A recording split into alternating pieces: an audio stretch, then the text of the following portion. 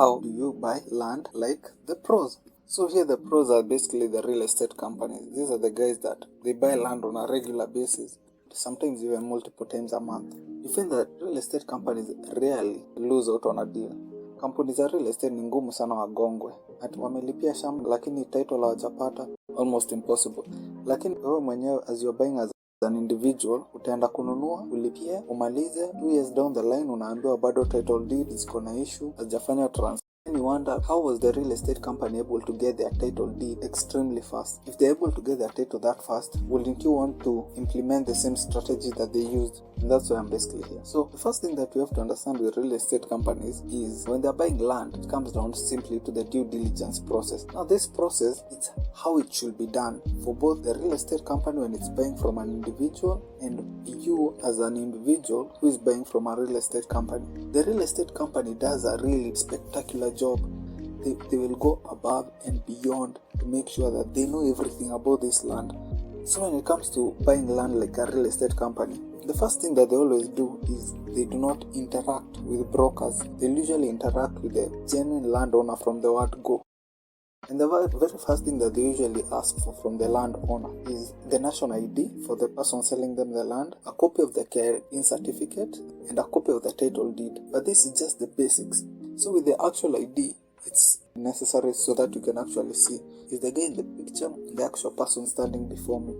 You know, you can enter the care-in certificate on KRA website and it will usually give you the details. Then the title deed, obviously it has the name of the person who owns the plot, and you can cross-reference that.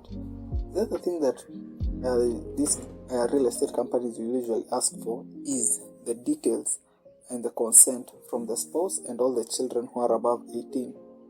By law now, you have to get consent from your spouse if you're going to sell land. They have to swear an affidavit that has been prepared by a licensed advocate of the High Court.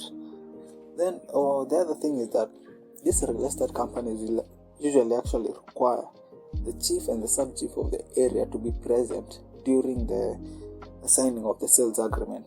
And they will be signed on to the sales agreement as witnesses. Then the other thing is these companies will actually always do a good job in also interviewing the neighbors, because you realize even without the chief, the sub-chief, or the kids, the neighbors are still there. Neighbors aren't going anywhere. They know this property. They've lived next to this property. They know who comes and goes. They know all the drama from the family. So they know every little detail that you'll normally not get from, let's say, doing a search. You'll get all this gossip from the neighbors. Neighbors always have the gossip.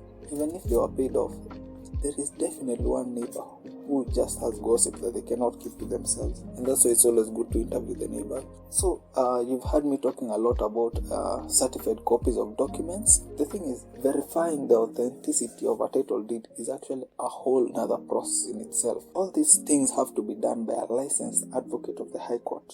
These companies will usually go for conveyance advocate, a lawyer who specializes in the conveyance process. Conveyance is basically the transfer of property. The other thing that you'll also need to check, and this is under the whole issue, is you have to seek a copy of the green card, a certified copy that is. And this is important because what the certified copy shows you is the history of ownership of that property. Now, everything that I've explained, you can see that no way this is going to take you a week. And currently, you'll find that in a place like Nairobi, there's been an issue whereby getting a search report takes up to 4 months. Actually, earlier this year in January 2023, that is, there's a group of lawyers who are demonstrating because the search process was taking so long, and it became a problem and it was very frustrating. So when companies do their due diligence, they can easily take even a whole year. But when they sell the land to you, they usually give you around 2 weeks, and they say that's enough. As a land buyer, it's best that you are knowledgeable about the process yourself and not just rely on the information that you're getting from the seller or the agents by the seller.